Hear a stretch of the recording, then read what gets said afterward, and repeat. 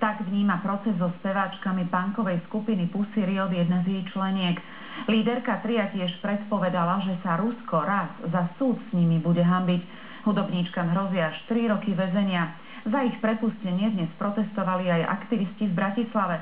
Na zhromaždenie ich prišlo 20. V ukách veľmi zaujímavú hygienu, akú mali v stredoveku. Aké vône sa šíria prepchatým autobusom, električkou alebo napríklad v zamestnaní. Povieme vám, že môžete byť radi, že nežijete v stredoveku. Veru, aj keď sa stredovekí ľudia snažili, hygiena bola na oveľa nižšej úrovni. Aj preto mnohým 30-ročným ľuďom už chýbala napríklad väčšina zubov. Pekný večer, dovidenia. Dovidenia. V Mare zatiaľ z neznámych príčin uhynulo 50. Slovenskí fanúšikovia dnes skladali olympijské medailové nádeje do dvojkajaka Peter Gele, Erik Vlček. Od nás je to všetko, ďakujeme za pozornosť, dovidenia.